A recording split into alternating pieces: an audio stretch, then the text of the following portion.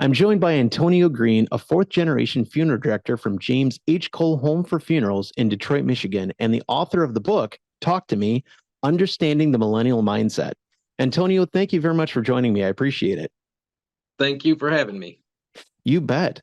If we could start, why don't you just tell us about yourself? Oh, well, I'm a fourth generation licensed funeral director at my family's funeral home, James H. Cole, here in Detroit, Michigan. I was licensed in 2007 in Michigan, graduated from Cincinnati College of Mortuary Science in '06. So you've been licensed since 2006, and this whole time you've been working at your family funeral home. Yep, came aboard right after I finished school and been working nonstop ever since. Now, did you grow up in the funeral home? You're kind of around all the time helping out? Yeah, well, I wouldn't say helping out too much, but more or less that was just, where I was at. My mom, if she picked us up from school or somebody picked us up from school, that was just kind of where we went to in between and going home. So that's where we did our homework. That's where we played around at. So, but yep, spent a lot of time there coming up. Very good. Very good. Well, in your time being licensed as a funeral director since 2006, you've taken up that mantle, so to speak, of workforce relations from a generational standpoint. You've written about it, you've spoken about it. How did that come about? What prompted that? Well, just like that, growing up in the funeral home, I grew up around and was halfway raised by people who were work employees in the business because I was around so much and we knew everybody and they helped groom me and my brother coming up through the years. But then once I finished school and came aboard full time to the business working, then all of a sudden those same people that you were around when you were knee high, now you're in charge of managing and supervising them. So it was an interesting dynamic that I had to really kind of be careful how I did things because like people still look at you as that little kid and you're joining the business and what do you know? I've been here since you were before you were born. So you have to be careful and kind of tread water a little bit just on how you maybe react with certain people, how you interact with them. So I really had to learn how to walk that fine line of, I'm your supervisor now, but I still have the respect for you of what you've done for the firm and what you've done for the family. And this issue that we're talking about, or this challenge, we should say, it has to do with different generations in that same workplace environment coming together for, we'll say, the greater success of the organization. And this isn't something that's isolated to just funeral professions. Exactly right. I mean, dealing with a multi-generational workforce is something that tons of industries deal with, and especially small business, small family-owned businesses in particular, because just like I've had in my past, is you have people who have grown up with generational businesses. They grow up in the business, they grow up in the family business, and now when they come aboard they have to take on that leadership role in the company, but a lot of those same tenured staff are still there. So a lot of people may come in and they want to change things right away and they don't get that respect of those staff who's been there since they were younger. So I think that was really my first probably 4 or 5 years is just not that I had to, but it was just getting that respect of the staff and being able to say, hey, you know what, I'm here every day working, just as much as you are. I'm dedicated to, I'm not a trust fund baby. I'm dedicated to doing the hard work and gaining that respect from them. And then you can start taking on that leadership role and making changes in the organization and doing things because you're bringing them aboard. They have that respect. So it's easier to bring them aboard to help you reinforce and make those changes. Well, and even in situations where people aren't coming into the family business, you have these uh, new hires coming out fresh out of mortuary school or wherever they're coming from and wanting to play big roles in their funeral homes. Yeah, and that's kind of that's a lot of the points I hit on in my book is the fact with this newer generation with millennials and even Gen Zers coming in now, they want that ownership aspect. So if they're going to be dedicated to a business, they want to have that sense of ownership. Now, in a small business, unfortunately, we don't have that advantage of maybe offering stock options or percentage shares in the company. A few companies do that, but most likely that's not even an option. So in the book, I write about giving, especially millennials, giving them a task that they can own. So if you have you have no social media, you want to get active on social media, you have those younger employees that are working for you who are probably on their phone right now on social media, where you can use them to say, hey, I want you to take this over. I want you to develop a social campaign. Now you're giving them that ownership over something, and they're doing something that they like. They don't have to stop doing or change what their normal course of business is or what their normal tasks are, but you're adding to their plate and they're happy about it because they're doing something that they like and fulfills them. I'd like to go back. So I want to get into that part as well, but I want to go back a little bit and talk about these generations if we could. So Mhm. what generations are we finding in the funeral home these days? So really, you've got a wide range. So you've got boomers or even older generations than boomers that are still the owners, still the ones that are managing and running the day-to-day operations of the funeral home. And then you have Gen Xers who came in just under them, who are probably in managerial roles. Some you may have Gen Xer that are owners and not boomers. And then moving into the millennial generation. So this is where you have that difference. So the millennials are going to act and think differently because they've been exposed, they've been connected to the internet. And another thing I explain in my book is the two different generations within the millennial generation. So the earlier ones that are born early 80s right up until 1990, I've coined as X millennials because they have similarities to Generation X, where they grew up that old school way of doing things. When they were kids going to library, they still went to library back then. They used the Dewey Decimal System to check out books. Now, moving up until the latter part of the millennials, the social millennials that I call them, when they were to go into a library, they would just pop up if they went to a library, they would just pop into a computer and put in what they want and go and find the book. But most likely they never went to the library because all the information was right on the computer. So they've always had that connectedness to technology, and even with their friends, they didn't have to get on the phone. They weren't on the phone and their parents jump on there and say, get off the phone. I got to make a phone call. They didn't deal with any of that because they were connected with their friends through social media or instant messaging apps where they didn't have to talk on the phone. And that leads into the communication issues that some of them have now, where you may have a boomer boss who, hey, I want something. I'm gonna call you on the phone. And they say, nope, text me. Like that's not gonna work. Right. Well, and I was going to say I fall into that ex millennial group. Maybe I'm a little bit biased, but I think we got the best of both worlds. We got that Gen X grit, Mm-hmm. and we got a little bit of technology savviness, and we're good to go. Where do you plug in there? Yep, I'm right there. I was born in 82, so I'm right at the start of the millennial generation. But again, that's what, I was the one in the library as a kid and learning how to Hmm. use that Dewey Decimal System. And we learned we didn't have the internet. But then as we came up through latter middle school and especially going into high school is when the internet became popular and widespread. So we had to learn to adapt throughout the years and even coming into college and social media. So the millennial generation, the earlier part of us, we always had to adapt to technology, which makes it easier now in the business world in a sense for us. So when you have the older generation that says, I don't know what's wrong with these millennials, they're just lazy. You just don't know how to communicate with them because actually a lot of them are hardworking and can bridge that gap between the older generation and the younger, especially Gen Zers coming in now because they've had to adapt. So it's a matter of using them to your advantage and using their skill sets. Don't just shut them out because you think they're lazy. Well, you're touching on that a little bit, but I wanted to ask, what are some of the points of contention? What are some of those issues that cause the headbutting or the struggles with these newer funeral directors coming into the business and working with our more seasoned funeral directors?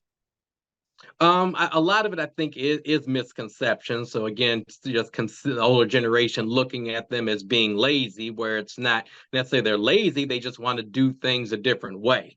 They may say, I want to work smarter, not harder. Where an older generation, especially with boomers, that comes off as being lazy, where it's just a misunderstanding of we want to get to the same goal, we want to achieve the same thing, but there's just different paths to take. So it's just an understanding of how do we get there? How do we use the best of both generations to bridge a new path to get to our end goal?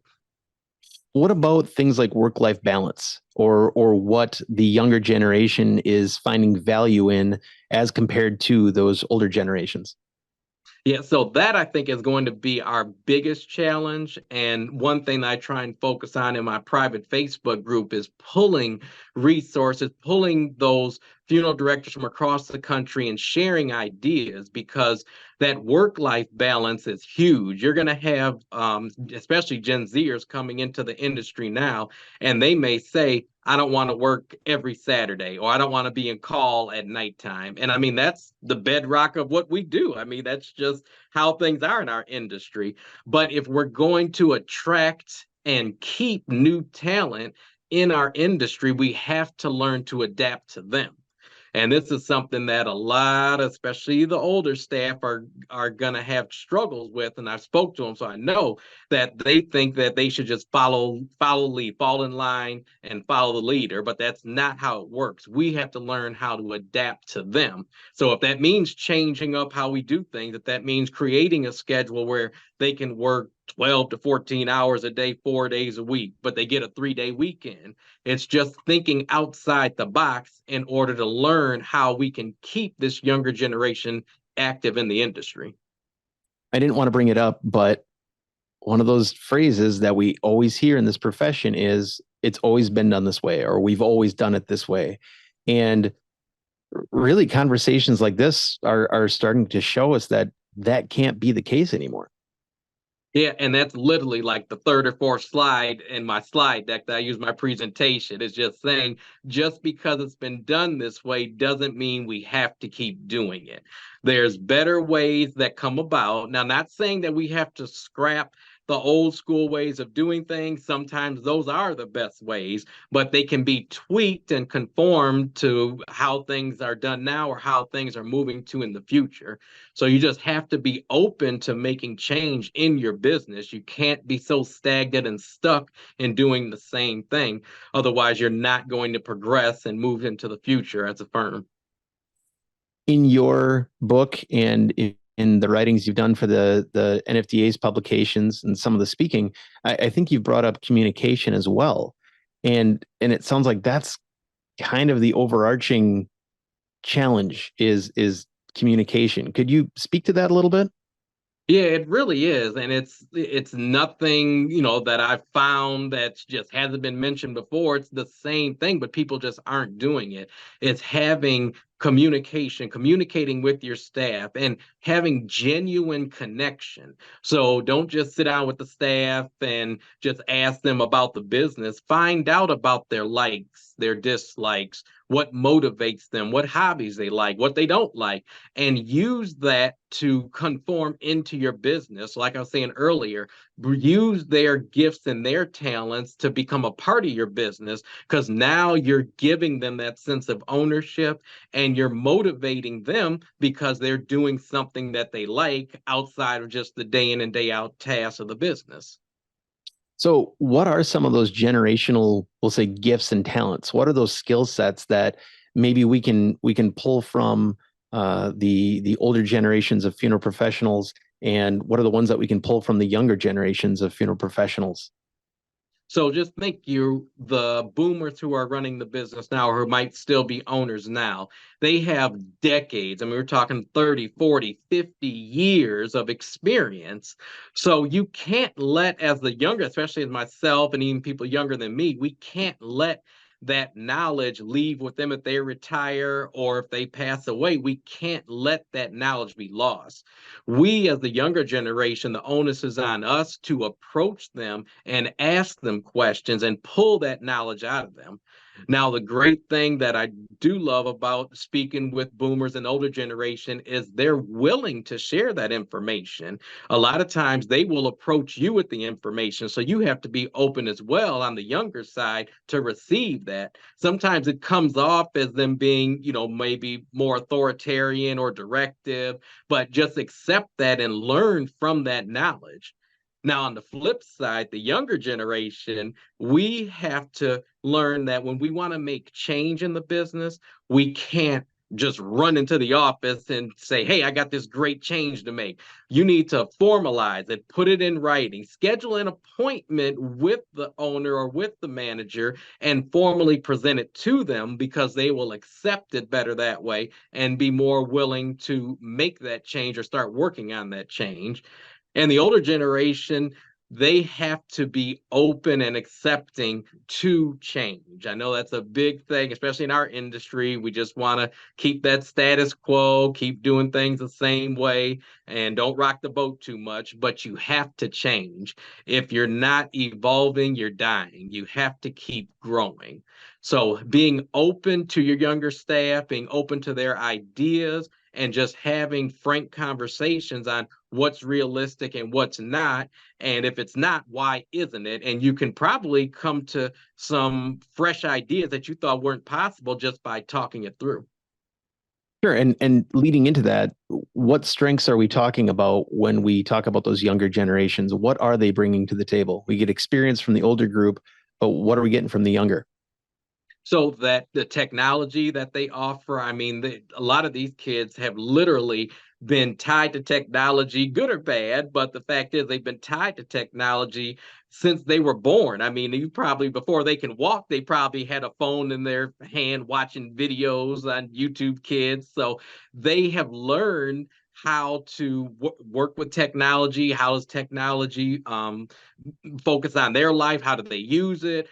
So that tie to technology can be used, especially in our industry where we a lot of times we don't have a lot of technology incorporated in our business. By using that younger generation to tie more technology in and have them explain, hey, this is what's going on in the rest of the world. This is why we need to do it here, because our families that come in, they experience this type of technology in their day-to-day life. They want to have the same or similar things when they memorialize their loved one. So being able to listen to them and use that youthfulness and take on that energy that youth offers, is something that you can almost bottle and use that to steer your business in a better new direction. So really it can be said, I mean, both groups are bringing a lot to the table, and when put together the correct way, you're going to get a lot of success for your funeral home. But how do we get that conversation going? I mean, it's not the expectation of the older generation to bend over backwards for the younger generation, but it's also not the younger generation's it's not on them to, keep pounding and pounding. And I'll go back even a little further. Something my grandpa always said was, it's not what you say, it's how you say it. So bringing up those ideas and having those conversations, how do we get that to take place? Well, having those conversations, if you can have some open, honest conversations with your staff, you're going to learn not only what motivates them, but what scares them, what they don't like. So if you learn that someone had, a rough childhood, or they just don't respond well to someone being, verbally hard on them, then that's probably something you want to keep in mind when you have to correct them, or if you have to discipline them. They're not going to respond well if you come in yelling and screaming at them, and being given that hard fist, that iron fist rule on them. They're going to probably respond better if you pull them to the side and explain to them what they did, and treat them with kid gloves a little. And I know that's hard for especially the older generation to take, because they were used to, they were saying, hey, I got my butt kicked in here, and I learned hard work because somebody was hard on me. But it's a different generation and they respond differently. So if you want to get the best out of the person, you need to learn the good and bad. You need to learn how they react to things, so you know how to correct and discipline, and also how to motivate them on the positive side. So it's a two-way street. I like what you said earlier too about finding the strengths from each individual, because there are certainly skills that people have that might be considered not necessarily funeral related, but they are skills that can be plugged in to your day-to-day work to help elevate the funeral home. Yeah, imagine being able to expand the product and services that you offer because, hey, I've got someone that works for me that's just awesome at baking. And now you can plug that into offering your families, a new service as far as baked goods go for their luncheon or repast. And again, that motivates your staffer because, again, they're doing something that they like at the same time they're servicing families. So it's being able to plug in. I mean, it's tons of different examples you could think of that, but it's a matter, it starts first with learning your staff and learning who you're working with. So you know how you can take those aspects of what they do best and plug them into your business.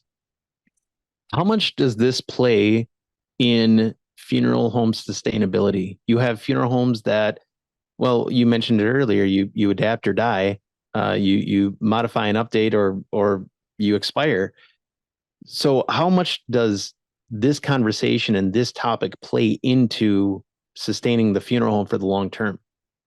Yeah, I mean it's just that it's about growth, and I think we're seeing that now with, especially post COVID, a lot of funeral homes are and owners are saying that, hey, you know what? I think it's time for me just to close up shop. I don't have a succession plan in place, and I don't want to do this anymore, and I'm just tired. Where if you were to be evolving and adapting over time, then you're going to attract new talent. Even if you don't have family to take over the business, you've probably brought someone into the firm that's younger that could potentially keep your legacy going because you've adapted, you've kept them motivated, and they're able to you can hand the baton to them and they're able to take the business to the next level. What, if any, preconceived notions did you have as you prepared on this and researched it? Oftentimes when I go into a project, I have my ideas set aside ahead of time, and I go, well, here's what I think I'm going to find out. But a lot of times that's not the case. So was that the same for you? And if so, what was that like? Yeah, and for me, it was almost I didn't realize how big the problem was until I started speaking. I remember last year at the NFTA's annual convention, and I had a seminar, and afterwards it was just tons. I mean, I'm talking about at least 5 or 6 of the owners I spoke to right after presenting told me that the only reason they are ready to sell their business and get out of the industry is because of the issues they're having with the younger generation and not Hmm. understanding how to work with them.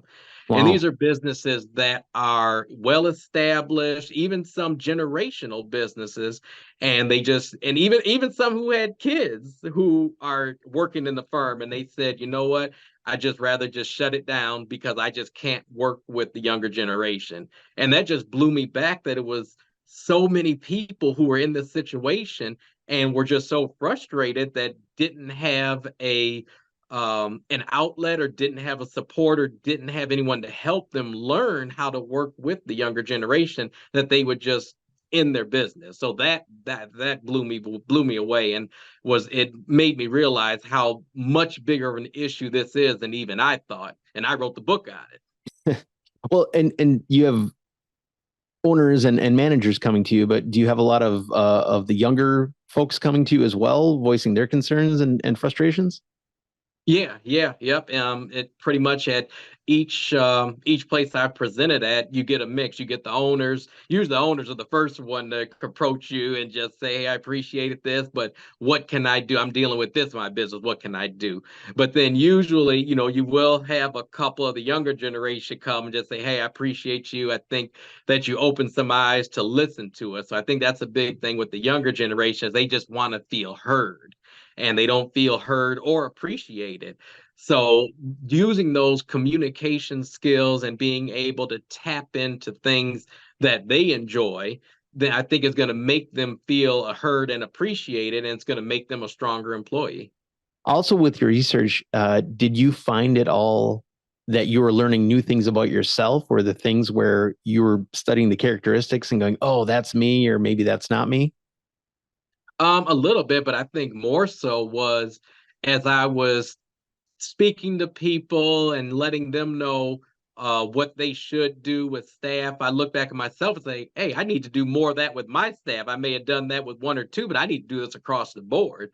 So it made me take back and look at myself and say, you know what, I got to practice what I'm preaching. I can't just, use one or two test subjects to prove the point. I need to do this across the board. So that was certainly one thing and it's still, I'm still learning. I'm still growing. Still learning new things because as the younger Gen Zers come into play, they're a whole new generation that has different things and different aspects than millennials do. So I'm still learning as they come into the business how to best motivate them because it's not the same as the millennial generation. So, what are some of the strategies and practices that you've put into play at your work? Again, that open communication, just being able to let staff know. I know a lot of times they see how busy I am, and they told me like, "Well, I just didn't feel comfortable talking to you because you're so busy." So it's like getting them to understand. I don't care how busy I am. I've always got 5 minutes at least to stop and talk to you about something, and then we can set time aside for a longer conversation. So just being open to them, being open to their ideas and what I've really harped on my staff is try not to just come to me with an idea and then walk out the office and leave it on my plate. Come with a plan. So if you've got a good idea, then come with a plan to execute it. And then when we sit down, we can fine tune it and see how it'll best fit in the business. But you can't just drop something out of my lap and just say, okay, here's an idea and walk away. Put a little more thought and effort into it, and then that motivates them. It sparks their creativity and gives them more ownership of this project because they're the ones that are essentially planning it out and eventually will be executing it. So you put a little more structure into it. You make it almost more of a formal thing where we're going to set up a time to talk, we're going to set up a time to meet, and we're going to cover these different topics and get it recorded.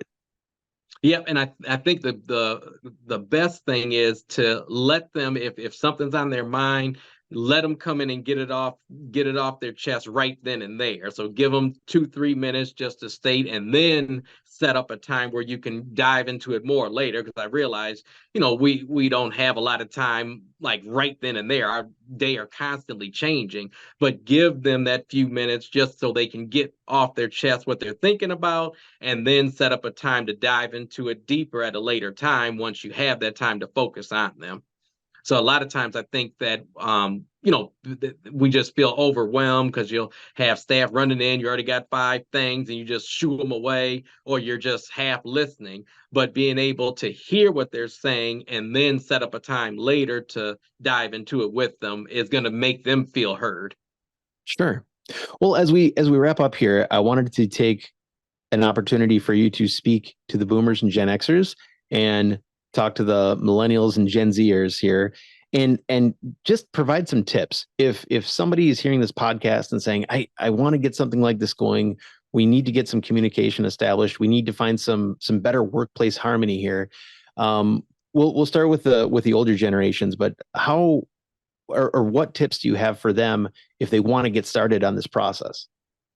So don't think you have to do it overnight. Take it slow. Start with 1, 2 of your staffers. Don't worry about trying to do everything across the board at once, but be consistent with it. Don't just bring in 1 or 2 and have this communication, have this talk with them.